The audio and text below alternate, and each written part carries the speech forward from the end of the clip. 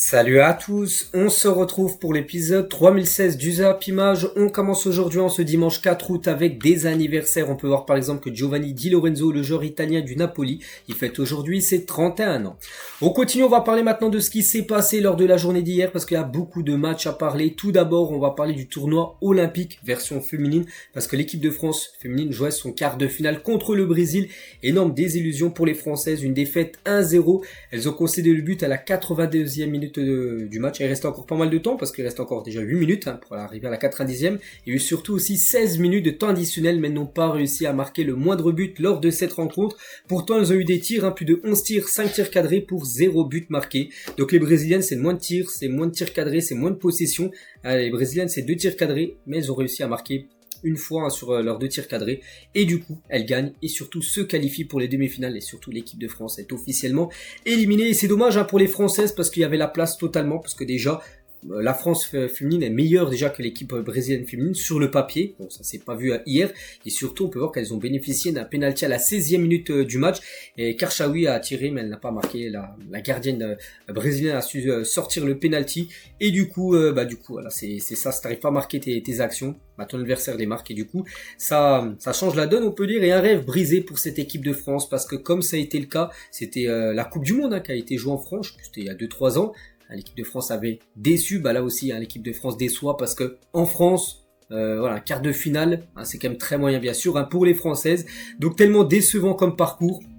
Voilà, c'est vrai que c'est très moyen. On attendait beaucoup d'Hervé Renard, de son groupe. En plus, c'était en France, elles n'avaient jamais décroché, que ce soit une médaille ou peu importe, un titre. Et on s'est dit vraiment qu'il y avait c'était faisable, surtout que c'était en France avec beaucoup de supporters français dans les stades pour soutenir cette équipe de France. Mais non, ça n'a pas suffi. Hervé Renard, après l'élimination des Bleus, en quart de finale, il a dit j'ai eu tout ce qu'il fallait et je n'ai pas réussi. C'est vrai que ça a été un flop, Hervé Renard. Voilà, du côté de l'équipe de France féminine. Et c'est vrai que son parcours, donc ça a été un quart de finale de la Coupe du Monde 2023 et là un quart de finale des Jeux Olympiques.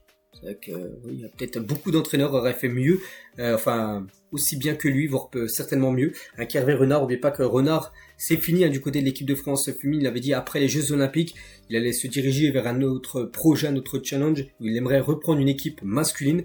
Donc voilà, on peut dire que son bilan du côté de l'équipe de France féminine, c'est un flop total. Pour Hervé Renard et c'est que cette équipe de France féminine, il manque quelque chose, il manque même pas mal de choses pour décrocher, on va dire un titre. C'est vrai que regardez, il y a beaucoup d'éliminations en quart de finale. Donc là, quart de finale, la Coupe du Monde 2023, ça a été quart de finale. L'Euro 2022, ça avait été une demi-finale. Mais après, ça a été la Coupe du Monde 2019, l'Euro 2017, les JO 2016, la Coupe du Monde 2015 et l'Euro 2013. À chaque fois, les quarts de finale où elles ont été éliminées. Elles ont atteint seulement une fois les demi-finales sur peut-être les 8 derniers gros tournois qu'elles ont pu participer. Aucune finale, aucun titre, tout simplement pour cette équipe où il manque encore beaucoup de choses pour passer une étape supérieure et gagner, déjà accéder à une finale et après gagner bien sûr une finale. On est encore très très loin, donc voilà, grosse déception, il faut le dire les gars pour cette équipe.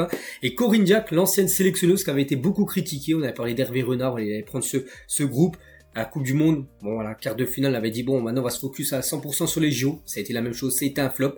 On n'a malheureusement pas vu une grande évolution. Ça a été le même football proposé par Hervé Renard que le football proposé par Corinne Diacre, l'ancienne sélectionneuse de l'équipe de France. Donc je sais pas ce qu'il faut du côté de cette équipe pour passer un palier, on peut dire, parce que pourtant il y a les jeux de qualité, mais elles ont du mal, tout simplement, lors des grandes compétitions. Donc voilà, c'est fini pour l'équipe de France. On continue avec les autres quarts de finale, 3 autres affiches. Les Américaines jouent contre le Japon, ça s'est fini à 0-0 et ça allait après les prolongations et les Américaines ont réussi à marquer en prolongation et du coup les Américaines se qualifient pour les demi-finales de ce tournoi olympique. L'Espagne contre la Colombie, donc l'Espagne qui a gagné la Coupe du Monde il y a un an, donc elles ont galéré contre la Colombie, donc 2 partout au bout de 90 minutes de jeu. Prolongation, pas d'autre but du coup, tir au but et c'est les Espagnols qui ont été meilleurs que les Colombiennes. Après à noter que l'Espagne aurait même pu gagner au bout des 90 minutes de jeu quand tu vois plus de 32 tirs pour les Espagnols, 9 tirs cadrés, 2 buts parce que là le 3-2 c'est par rapport à la victoire au tir au but. On peut voir que la Colombie s'en est plutôt bien sortie avec déjà d'avoir envoyé l'Espagne au tir au but. Mais voilà, l'Espagne a été tout simplement meilleure sur l'ensemble de la rencontre et l'Allemagne également qualifiée. Elles ont éliminé les Canadiennes qui étaient dans le groupe de l'équipe de France. Donc voici les deux affiches, les deux demi-finales. Donc le Brésil qui a éliminé l'équipe de France contre l'Espagne. Je pense que même si la France l'aurait été passée, l'Espagne, les gars, c'est quand même un très gros morceau dans le football féminin. Voilà, donc pour moi, l'Espagne ira certainement en finale et les Américaines contre l'Allemagne. Donc voilà, les deux demi-finales qui se joueront mardi. On continue, cette fois-ci on rebascule sur le football homme et on va parler de quelques rencontres officielles hier et tout d'abord la Super Coupe turque entre le Galatasaray et le Beşiktaş et c'est le Beşiktaş qui a humilié parce que 5-0, c'est quand même une humiliation pour le Galatasaray. Donc voilà, 5-0 pour cette équipe. Donc Immobilier, premier match officiel pour lui et déjà ses 2 premiers buts doublés, il a déjà marqué au bout de 20 secondes de jeu Immobilier, donc il a mis parfaitement son équipe dans le sens de la victoire. À noter qu'ils ont marqué à la 81e, 91 et 92e minute de jeu, le Beşiktaş qui a enfoncé le clou en toute fin de match et du coup grosse victoire de 5-0. Du Beşiktaş, à noter que le Galatasaray, ceux qui ont gagné le championnat saison dernière, et ils ont pris une sacrée correction. Donc voilà les statistiques de la partie. Donc voilà une équipe efficace, c'est le Beşiktaş. C'est 16 tirs pour 7 tirs cadrés et 5 buts. Ouais, seulement 2 arrêts du gardien du Galatasaray. Moi j'ai pas vu le match, mais c'est vrai qu'elle est totalement logique et méritée cette victoire du Beşiktaş quand on voit les statistiques de la partie. Immobilier a remporté son premier trophée avec le Beşiktaş. Victoire 5-0 face au Galatasaray en Super Coupe de Turquie, doublé de l'Italien. Voilà pour l'ancien joueur de la Lazio. J'avais parlé il y a quelques semaines, je dis qu'il était transféré au Beşiktaş. Donc une première réussite, déjà premier trophée pour lui du côté de ce nouveau club turc. Une autre Super Coupe, c'était la Super Coupe du Portugal entre le Sporting et Porto. Donc là un match totalement fou, c'était hier et c'est le Porto qui s'est imposé 4-3 dans cette rencontre. À noter les gars que c'était un scénario fou. Pourquoi? Parce que le Sporting menait 3-0.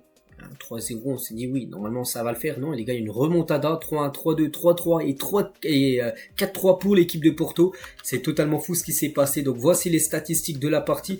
Donc le Sporting, ça a été ultra efficace au bout de, parce qu'ils ont marqué les 3 premiers buts au bout de 24 minutes de jeu, 6e, 9e et 24e. Il y a déjà 3-0 pour eux. C'est simple, 3 tirs cadrés pour le Sporting, 3 buts. On s'est dit voilà, vraiment ils sont très efficaces. Puis après Porto a commencé à marquer, à y croire, puis ils sont revenus, puis ils ont gagné le match. Et ils gagnent tout simplement cette finale. Donc voilà le scénario du match, un match totalement fou, une remontada incroyable déjà, la première grosse remontada sur cette nouvelle saison 2024-2025. Donc là c'est un match officiel bien sûr, un Porto le Sporting, il y avait un titre au bout. Là on va parler maintenant de certains matchs de pré-saison et aux États-Unis, il y avait un classico la nuit dernière entre le Real Madrid et l'équipe du FC Barcelone. C'était à New York cette rencontre et c'est le Barça qui s'est imposé 2-1 contre le Real Madrid.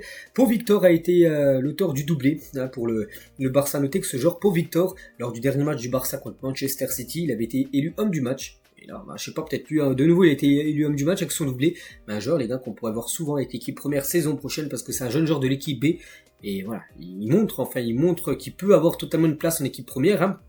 Nico Paz, un jeune joueur argentin, a été buteur côté Real Madrid. Donc voilà, félicitations au FC Barcelone pour cette victoire 2-1. Et concernant les compos, parce que bien évidemment, il n'y a pas encore les groupes au complet, parce qu'il y a encore quelques joueurs en vacances. Comme par exemple au Barça, il y a par exemple, je sais pas, Lamine Yamal qui n'est pas encore là. Il va revenir d'ici 4 jours. Non, il revient le 8. Et Lamine Yamal à l'entraînement, donc là dans 4 jours. Et côté Real Madrid, par exemple, Mbappé n'est pas encore là. Mais voilà, côté Barça, c'était ça le 11 de départ avec des cadres comme Ter Stegen, comme Lewandowski ou comme Christensen, par exemple, des joueurs qu'on a souvent vu en équipe première et aussi pas mal de joueurs de l'équipe B.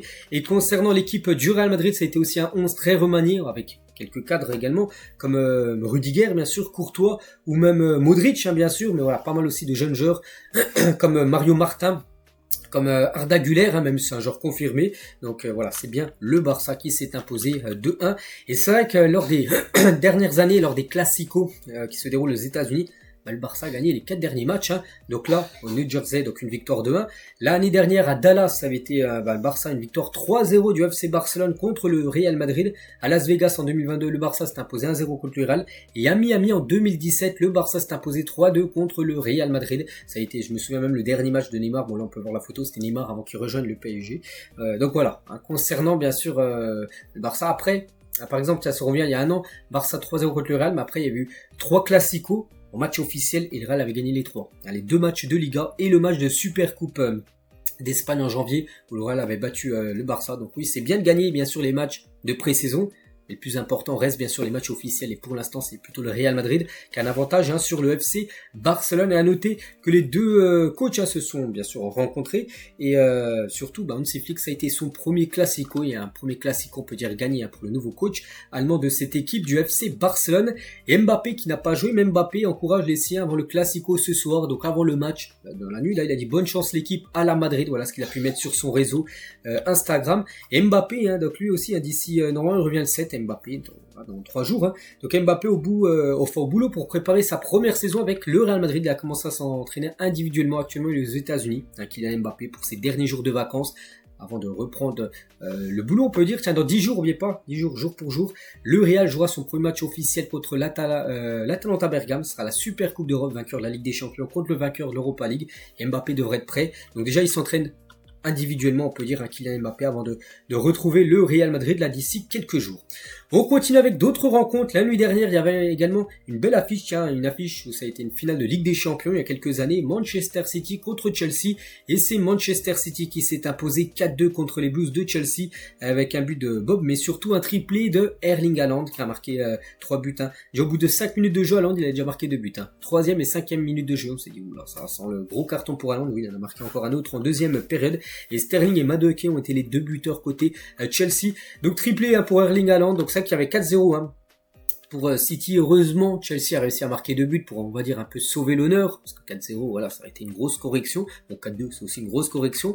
Donc voilà, Haaland, bon là, c'est marqué 2 ballons, mais c'est bien 3 ballons. Donc ça fait bien sûr un triplé. Il avait marqué aussi contre Milan et contre le Celtic. C'est déjà une grosse pré-saison pour Erling Haaland, qui est là depuis quasiment le 10 juillet, parce que lui, vu qu'il n'a pas joué avec la Norvège l'Euro, c'est pour ça qu'il était directement de retour dès les premiers entraînements du côté de Manchester City. Et concernant l'équipe de Chelsea qui a perdu 4-2, et ça que Chelsea en pré-saison c'est compliqué, ils viennent de perdre 4-2 contre City, ils avaient perdu 4-1 contre le Celtic Glasgow, ils avaient fait un match nul 2 partout contre Wrexham, une équipe de division inférieure en Angleterre, ils avaient juste gagné 3-0 contre Club Américain, une équipe mexicaine. Ça que Chelsea a un peu du mal on va dire, après voilà c'est que des matchs amicaux, le plus important reste les matchs à venir de Première Ligue ou de Coupe nationale anglaise. Et toujours du côté de Chelsea, de retour avec Chelsea, Enzo Fernandez a posé avec ses coéquipiers à l'entraînement par rapport à la polémique qu'il y a eu, souvenez-vous, il y a à peu près 2 semaines. Donc on peut le voir Enzo Fernandez avec par exemple Malo Gusto, on peut voir également d'autres joueurs de Chelsea comme Reece James. Donc voilà, ça a l'air d'aller, on peut dire, entre Enzo Fernandez et ses collègues du côté des Blues. On continue avec un autre match également. La nuit dernière, Manchester United jouait contre Liverpool. Un match qu'on verra au moins 2 fois déjà l'année prochaine, peut-être plusieurs fois si les deux équipes s'affrontent par exemple en FA Cup ou en Carabao Cup. Et Liverpool s'est quand même imposé 3-0 contre Manchester United.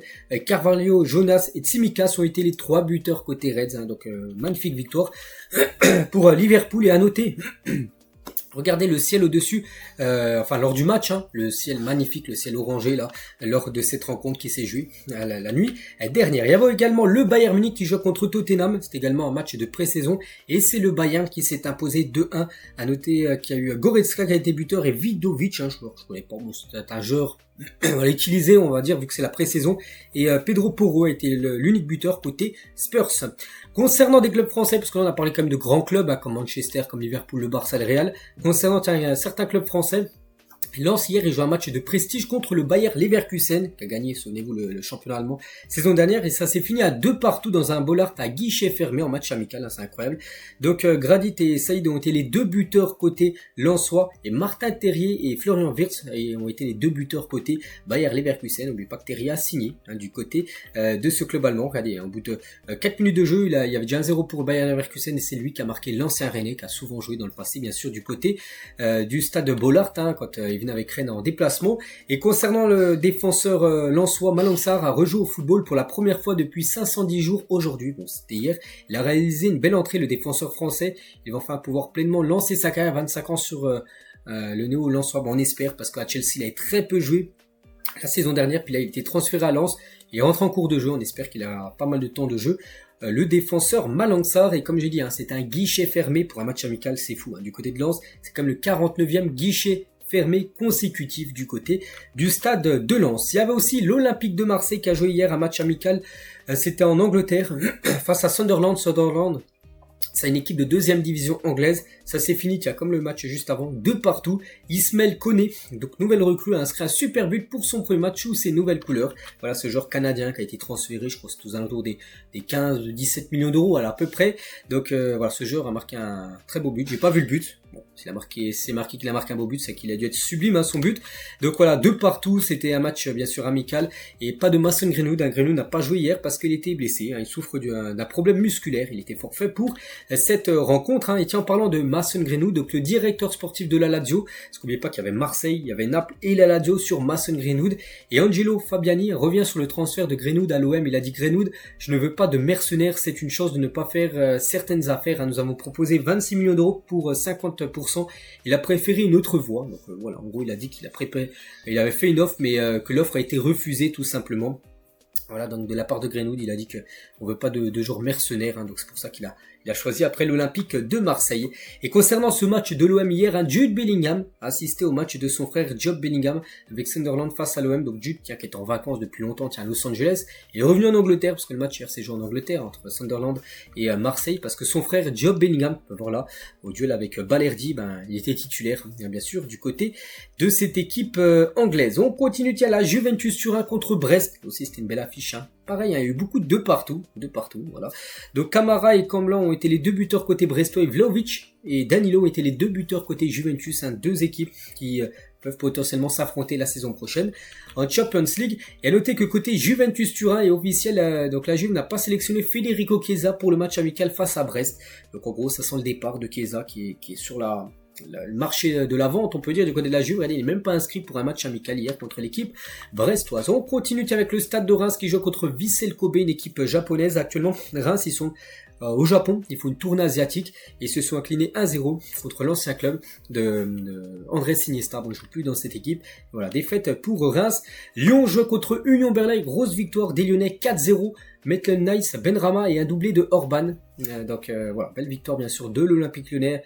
À peu près une dizaine de jours là, de la reprise du championnat de Ligue 1, et Mikotadze, il a joué avec son numéro 69 bien sûr. Bon, il a joué, il n'a pas été buteur, mais voilà, ça fait plaisir bien sûr. En plus, très beau maillot, le maillot extérieur bien sûr de l'Olympique Lyonnais. L'AS Saint-Etienne joue contre Grenoble, une équipe de Ligue 2, l'AS Saint-Etienne qui remonte en Ligue 1. Ils se sont inclinés 5-3, beaucoup de buts dans le match, on peut voir tous les buteurs. Donc belle victoire de Grenoble. Le Stade Rennais joue contre la Real Sociedad, c'était également un match amical. Et à noter que la nouvelle recrue Grunbeck a été buteur, et également Amin Gouiri, les deux buteurs côté rennais. Et à noter qu'Amari Traoré de retour au Oazen Park, parce que ce match est joué dans le stade de Rennes. Et Amari Traoré, là on peut voir sur l'image avec son chiffre 239, c'est 239 matchs joués à Rennes. Et maintenant il est à Real Sociedad, donc il a retrouvé, on va dire, ses anciens coéquipiers. On va parler aussi d'un match, c'était entre Caen et l'en avant Guingamp. Les Guingamp, regardez, menaient 3-0, donc c'était diffusé sur Twitch. N'oubliez pas que Caen a été racheté par un certain Kylian Mbappé. Et regardez par exemple un message là qu'on peut voir, quand il y avait 3-0 pour Guingamp contre Caen. Mbappé, c'est un profil fake, on peut dire, bon en fait je vais vendre le club, désolé, par rapport que l'équipe de Caen s'inclinait là 3-0 contre l'en avant de Guingamp. Bien évidemment c'est pas Mbappé qui a marqué ça, c'est quelqu'un qui a pris son pseudo. Voilà, c'est par rapport à la défaite bien sûr du nouveau de son club qui vient d'acheter là il y a quelques jours. Sinon d'autres résultats voilà que j'ai pas parlé, par exemple on pourrait prendre Strasbourg qui a fait 2-2 contre Fribourg, encore un 2-2, c'est fou.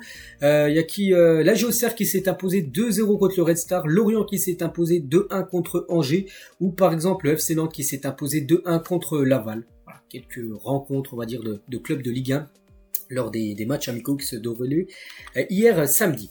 On bascule maintenant sur le mercato. On est le 4 août et pas mal d'infos aujourd'hui.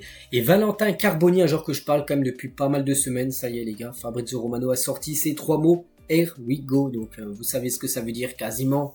À coup sûr, il va rejoindre le club. Donc c'est un prêt payant de 1 million d'euros et une option d'achat estimée à 35 millions d'euros. Donc déjà Marseille va payer 1 million d'euros pour l'avoir en prêt pendant 1 an. Et à la fin de l'année, donc la saison en gros, donc en juin, on va dire 2025, Marseille, ils auront deux choix. Soit ils l'achètent pas, il retourne bien sûr à l'Inter, ou soit il paye 35 millions d'euros, il devient à 100% un joueur de l'OM tout simplement.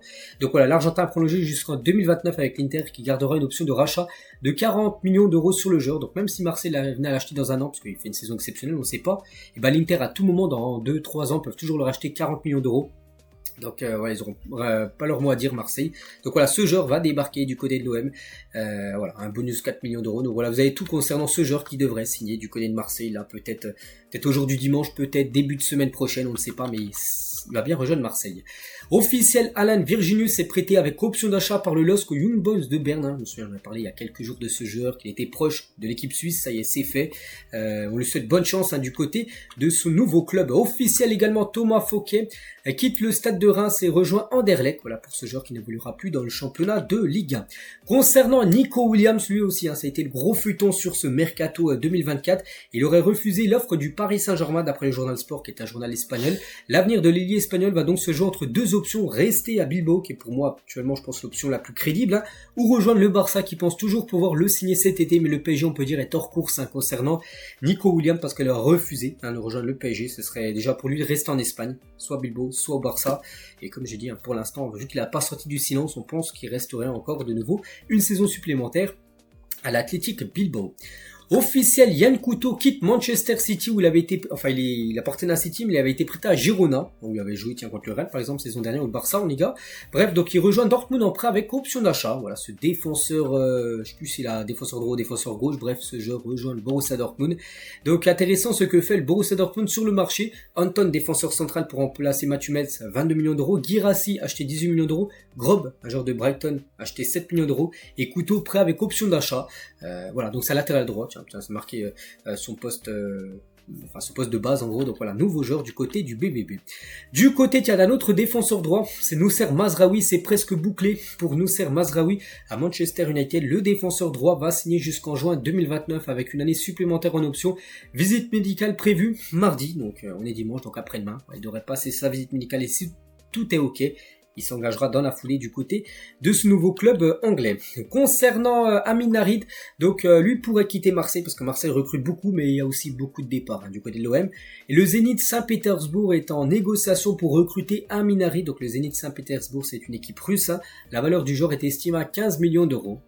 Tout est dit les gars, il pourrait quitter la France en direction la Russie. Concernant le meilleur buteur pour l'instant du tournoi olympique, c'est le Marocain Soufiane Raimi, qui a marqué déjà 4 buts lors des JO, bref. Donc il intéresse Lyon, Villarreal et Stuttgart. Donc voilà, ce joueur qui joue, je sais plus où il joue, dans quel club initial, mais on peut voir des équipes comme par exemple Lyon, ce serait bien de le voir en France, moi j'aimerais. Donc voilà, c'est vrai qu'avec le beau tournoi qu'il est en train de faire, mais il y a des équipes qui s'intéressent à l'attaquant marocain. Concernant Youssoufa Moukoko, il a choisi l'Olympique de Marseille. Malgré 5 autres offres en Europe, le jeune attaquant de 19 ans est convaincu par le projet phocéen, deal proche d'être bouclé avec le Borussia Dortmund. Vous dites, mais c'est quoi cette info? Parce que regardez, c'est qui l'annonce, les gars, c'est Fabrizio Romano qui dit qu'il est à 2 doigts de rejoindre l'Olympique de Marseille. Youssoufa Moukoko, j'en avais parlé à peu près une semaine, j'avais dit que son agent voulait qu'il parte parce qu'en gros, sa carrière, on a l'impression, il est en stand-by là du côté de Dortmund. Il a besoin d'un autre projet pour alimenter, on va dire, sa carrière, et ça devrait être l'Olympique de Marseille. Il y avait des clubs comme Lille, Stuttgart, encore le Betis Séville qui était intéressé. Il a tout refusé pour se mettre d'accord avec l'Olympique de Marseille. Donc ce joueur annoncé comme l'un des plus grands talents de sa génération, Youssoufa Moukoko, 19 ans, peine quand même à exploser depuis ses débuts en pro en 2020. 99 matchs pour 18 buts et 8 passes D. Voilà, ce joueur devrait débarquer à Marseille. Regardez, Fabrizio Romano l'annonce. Voilà, donc l'accord serait très très proche avec Dortmund. Ça pourrait se faire peut-être début de semaine prochaine. Donc ce jour, en plus que je fais des édits depuis plus de 7 ans que je parlais, il y a quasiment 7 ans de Youssoufa Moukoko, parce que c'était un énorme talent du côté de Dortmund. Quand il était en U13, il marquait je sais pas combien de buts. Et là, ce joueur, les gars, il pourrait rejoindre Marseille. Ce serait une grosse recrue encore pour l'OM. C'est fou, Marseille, les gars, ils font un mercato totalement fou, surtout quand on voit que Marseille ne joue pas de Coupe d'Europe la saison prochaine. Et du coup, Marseille, bon, ils sont sur beaucoup de joueurs, mais il y a des pistes où ils abandonnent. La piste, par exemple, Eddie Nketiah, cet attaquant d'Arsenal, en gros, ils abandonnent la piste. Le montant demandé par Arsenal, 35 millions d'euros, est jugé trop élevé par Marseille. Marseille a proposé 25. C'était maximum qu'ils peuvent proposer. Arsenal, ils ont dit non, on veut 35. Marseille, voilà, jette l'éponge. C'est peut-être pour ça qu'ils du coup prennent un autre numéro 9, parce que Moukoko, c'est un numéro 9. Alors, en gros, ça devrait être plutôt Moukoko que Nketiah du côté de Marseille, Et toujours avec Marseille parce que c'est pas fini. Visite médicale terminée pour Derek Cornelius avec l'Olympique de Marseille. Donc ce défenseur canadien, ancien joueur de Malmo, enfin toujours joueur de Malmo, mais certainement futur joueur de l'OM, va signer. Le défenseur canadien va s'engager jusqu'en 2028 du côté de Marseille. On va parler d'un attaquant, donc l'attaquant argentin Julián Álvarez et l'Atlético Madrid et le Paris Saint-Germain en concurrence pour Julián Álvarez. Les Colchoneros s'apprêtent à proposer 60 millions d'euros à Manchester City, l'offre du PSG plus intéressante pour le club anglais et le joueur. Voilà, donc c'est vrai que niveau salaire, le PSG propose plus que l'Atlético et niveau offre, hein, donc le PSG propose plus que l'Atlético, donc le PSG pourrait proposer jusqu'à 80 millions d'euros, alors que l'Atlético en propose 60 millions d'euros. Voilà, concernant Julián Álvarez, hein, une chose qui est quasiment sûre, c'est qu'il devrait bien quitter City, soit le PSG, soit l'Atlético pour son futur. On va parler de deux transferts officiels, hein, il y en a pas mal. Hein, tiens, regardez, Robin Lenormand quitte la Real Sociedad pour s'engager avec l'Atlético Madrid jusqu'en 2029. Le montant du transfert s'élève à 30 millions d'euros que récupère l'équipe de la Real Sociedad.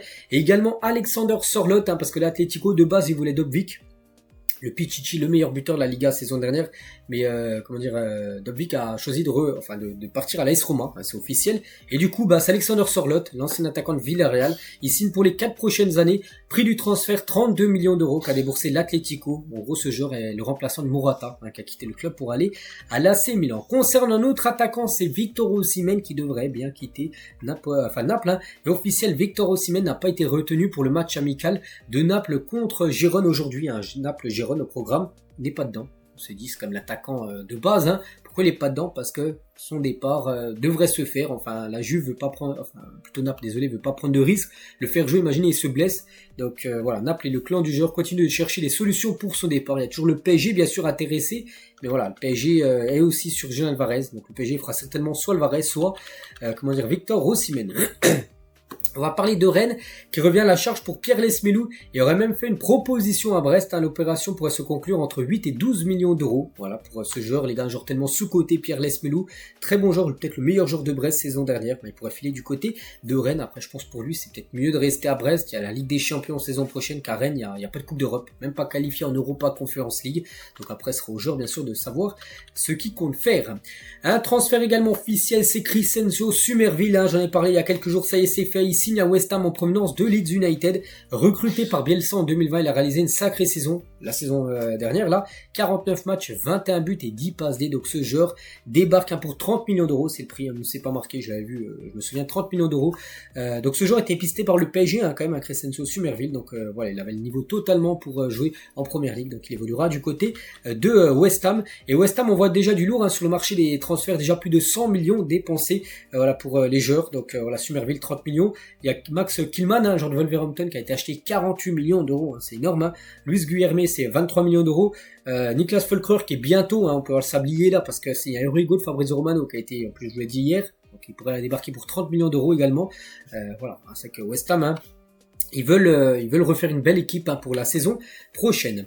Thierry Henry au micro d'un journaliste, il a dit non, ce n'était pas une revanche de 2022 par rapport à la victoire de la France contre l'Argentine avant-hier, car c'était d'autres équipes, hein, c'est que là c'était les équipes espoirs on peut dire, hein, mais je m'excuse pour les perturbations à la fin de la rencontre, ce n'est pas ce que je voulais et je ne pouvais pas tout contrôler, là ce qu'il a pu dire, hein, Henry. Et Mascherano, le sélectionneur, lui de l'Argentine, il a dit la réalité c'est que ça fait très mal parce que nous avions l'espoir que cette équipe pouvait aller loin, c'est vrai. En plus dans l'ensemble du match ils ont été plutôt bons, après il y a un manque d'efficacité pour les Argentins qui ont quand même eu des grosses occasions.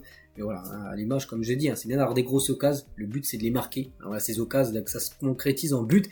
Et ça, ils n'ont pas réussi à le faire.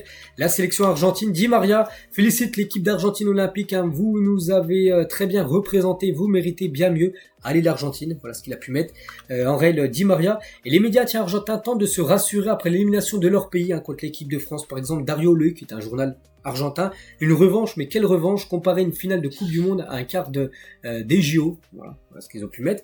Un autre journal, ils ont mis la France a obtenu ce qu'elle attendait depuis décembre 2022, battre l'Argentine. Et un autre journal argentin, ils ont mis une nouvelle étape des relations franco-argentines après le rejet de Léo Messi par le Parc des Princes. La finale de Coupe du Monde 2022, le duel de Dibu Martinez avec Lille. Voilà, c'est ça qu'on a l'impression qu'il y a une nouvelle rivalité, un nouveau duel. L'Argentine avant souvent c'était en duel, on va dire avec le Brésil, c'était très très chaud.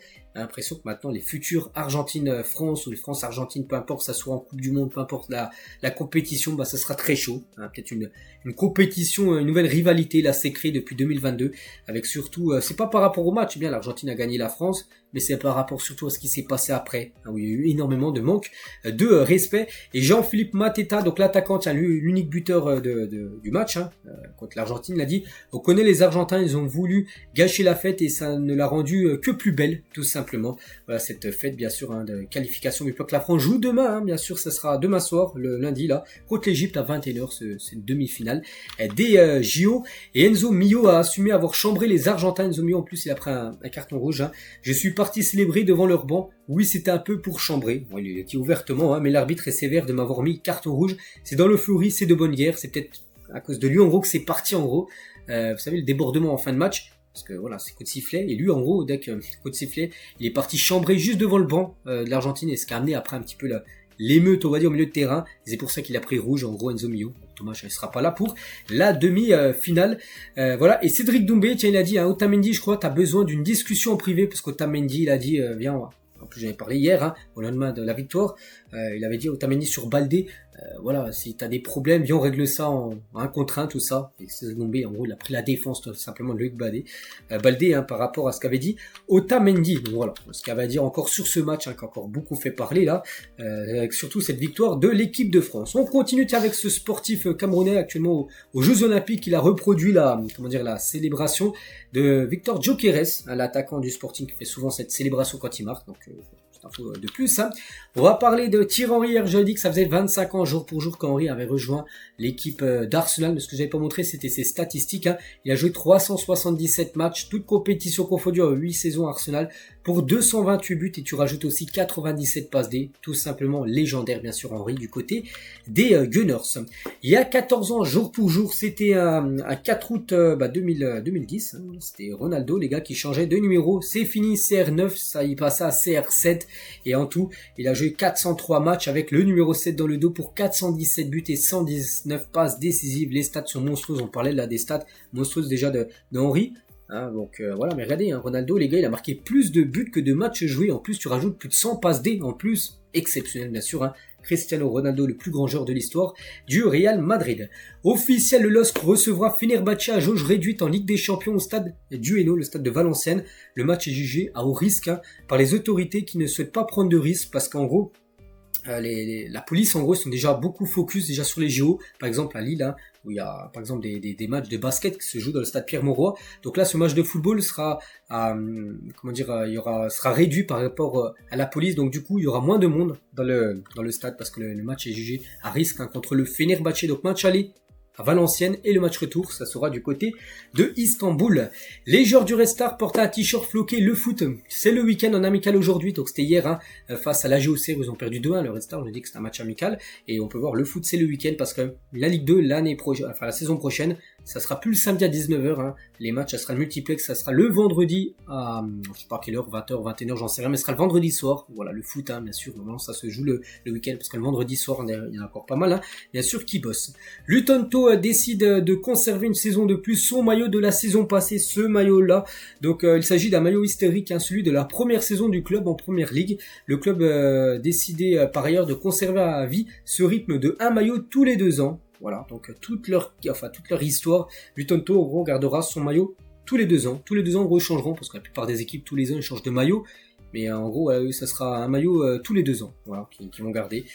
Voilà. Ça c'est plutôt une bonne nouvelle parce que ça t'évite en gros de racheter le nouveau maillot, on va dire, de la nouvelle saison. Tiens, toujours avec les nouveaux maillots, Neymar, qui reprend le nouveau look et surtout qui présente les nouveaux maillots, domicile le maillot bleu et extérieur le maillot blanc de l'équipe de Al Hilal. Mais pas qu'Al Hilal a fait une grosse saison dernière avec le championnat saoudien remporté. Et peut-être ils auront Neymar de nouveau, lui qui a été longtemps blessé la saison dernière. La cérémonie d'ouverture que lieu, il y a à peu près 8 jours, c'était vendredi dernier, les Jeux Olympiques a été suivi par plus de 24,4 millions de téléspectateurs en comptant les visionnages en replay, parce qu'il y en a qui n'ont pas pu suivre le vendredi soir cette cérémonie, qui l'ont regardé en replay, et du coup ça monte à ce chiffre-là, et ce chiffre-là, tout simplement, il s'agit du programme le plus visionné de l'histoire de la télévision française, parce que pour l'instant c'était toujours la finale de la Coupe du Monde de football entre la France et l'Argentine en 2022 où la France avait perdu, on sait, mais il y avait plus de 22 millions, 22 millions et quelques de téléspectateurs et là on a dépassé les 24 millions, donc en gros c'est plus le football qu'en numéro 1, le programme le plus suivi de l'histoire de la télé française, c'est la cérémonie d'ouverture qui a eu lieu il y a 8 jours avec bien sûr si on rajoute les visionnages en replay. Et on finit cet épisode avec l'équipe de l'AC Milan actuellement aux États-Unis, en stage aux États-Unis. Les joueurs de l'AC Milan se sont affrontés au karting. Ils ont fait une course tous ensemble. La course a été remportée par Alexis Selmaker, parce qu'on peut voir le classement. Voilà, avec le temps. Donc devant Alex Jiménez et Noah Raveiere, qui est peut-être un joueur d'équipe réserve, je sais pas, qui est avec l'équipe première. Bref, donc voilà, le top 23, on peut dire, par rapport à cette course qui a été faite par tous les joueurs de l'AC Milan. Donc voilà les gars, ce qu'on va dire aujourd'hui. J'espère que ça vous a plu. On se retrouve demain lundi pour le prochain numéro. Je vous souhaite une très bonne journée et à demain.